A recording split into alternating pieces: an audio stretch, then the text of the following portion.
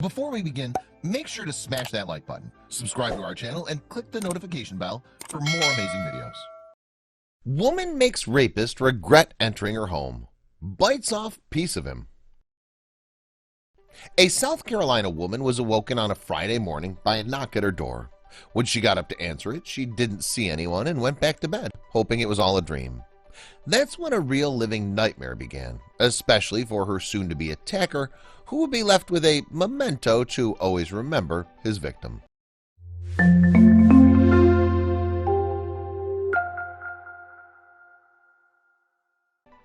Paige Duvall, age 33, had recently purchased her home in North Charleston, South Carolina. The Cane Bay High School art teacher was looking forward to making it on her own. It was a blank canvas. It was all hardwood floors and white walls, she said. It was just ready for someone like me to come in and make it their own. One Friday morning, she heard a knock on her door around 6:30 a.m. and looked outside to see who it was. When she didn't see anyone, she went back to bed. Within minutes, another knock was heard at the door, and again she went to check.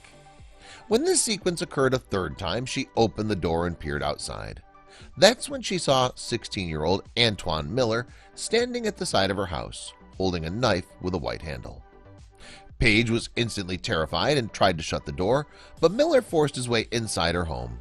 He pushed her to the floor, climbed on top of her, and began punching her, all while screaming at her to stop fighting and "I won't hurt you." After asking where the bedroom was located, he picked her up and placed her over his shoulder and took her through the house to the bedroom. But he would soon regret ever touching her. Once in the bedroom, Miller tried to undress Paige, but he picked the wrong victim. She kicked him hard in the groin, which only increased his anger. He shouted, "Now you have to die." His method of killing her apparently was to ram his tongue into her mouth, since that's what he did right after his announcement. However, that would prove to be yet another bad move, and the fierce woman had a painful surprise for him. Paige bit his tongue as hard as she could until she heard a snap, and Miller recoiled in pain and screamed as he got off the battered woman. Most of his tongue was severed and still in Paige's mouth as she jumped off the bed and ran. She threw the severed tongue on the kitchen floor, scrambled into her car, and went to a nearby gas station to call for help. Meanwhile, the rapist got away, but not for long.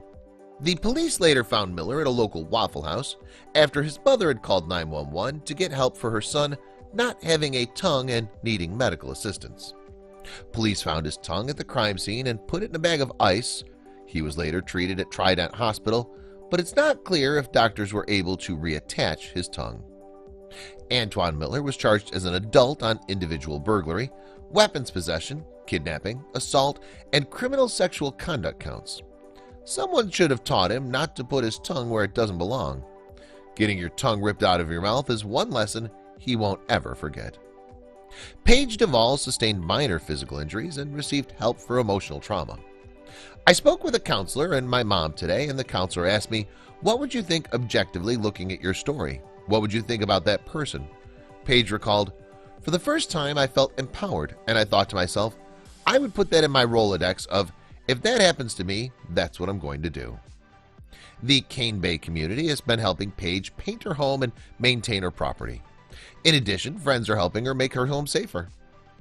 "I thought that it was going to be me by myself, just sort of figuring things out," Paige said. "I was inundated by love and support by my friends and family in the community. People that don't even know me are coming around. I'm so thankful to everyone. I really am. I can't even express how thankful I am."